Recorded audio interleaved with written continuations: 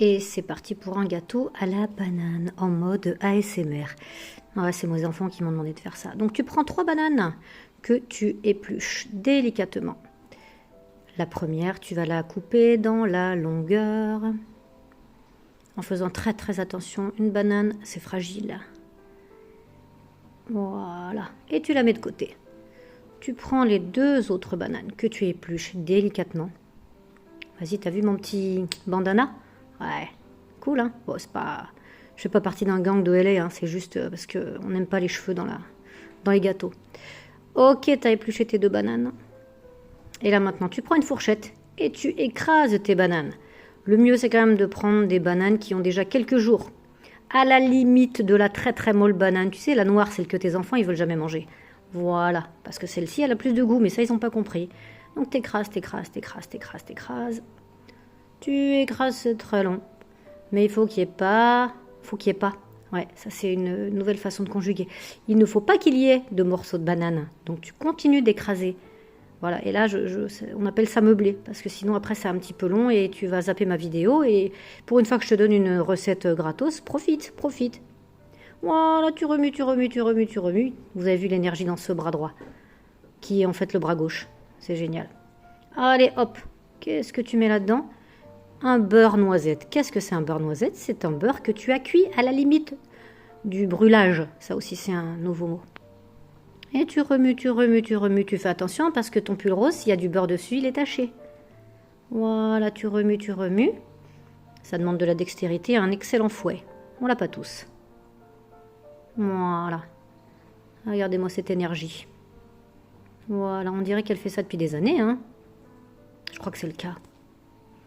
Et là, boum, clac, un œuf d'une seule main.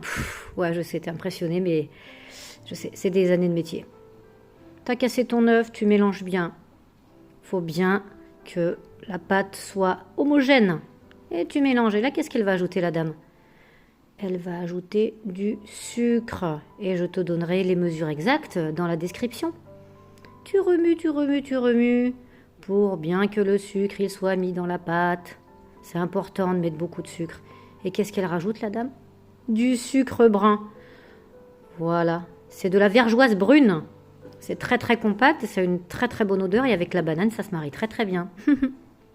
Comment elle fait authentique, cette vidéo? Ah, c'est une super recette. Mais ça fait un petit moment que je veux faire une vidéo comme ça, authentique, un peu à la maison. Non, c'est pas vrai, j'ai eu l'idée hier soir et la recette, je l'ai trouvée sur YouTube. Ça, c'est de la vanille. Et je me suis dit, je vais l'essayer, mais en même temps, je vais vous faire partager. Et puis comme ça, vous pourrez la faire chez vous, pour vos enfants. Et là, qu'est-ce qu'elle ajoute? Du lait de coco. Parce qu'il n'y a rien de meilleur que le lait de coco. C'est bon pour la santé. Et en plus, ça donne un goût incroyable à vos recettes. Ah, j'ai fait comique aussi en 2e langue. Voilà, on remue bien. On remue, on remue, on remue. C'est important de remuer. Et là, qu'est-ce qu'elle va faire? Elle va mélanger. Eh ouais, fallait l'enlever avant le fouet. Dommage, tu t'es trompé. De la farine, hop là, à côté tranquille, avec un petit peu de sel et de la cannelle. Important de mettre de la cannelle dans vos gâteaux à la banane. Et la pointe de sel, c'est pour atténuer un petit peu le goût du sucre. Allez, tu tapotes, tu tapotes. Pourquoi? Parce qu'on veut pas de grumeaux. Voilà. Et tout ça sans salir le beau pull rose pâle. C'est pas magique. Petit pull 12 € Zara. Ouais, je sais, faut pas aller chez Zara, mais là, ça fait longtemps. Voilà. Tu enlèves, fais genre, il n'y a rien autour de toi. Et là, tu mélanges. Tu amalgames bien ta farine. Mais tu veux pas trop la remuer, sinon tu enlèves tout l'air que tu as fait rentrer dedans en remuant tout à l'heure avec tes œufs. Enfin, ton œuf, comme dirait ma fille. Et tu remues, tu remues, tu remues.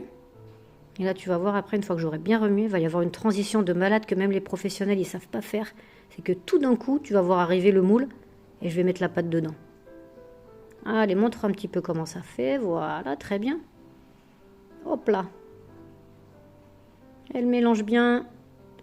On mélange bien. Il y a des petits morceaux de banane, c'est encore meilleur.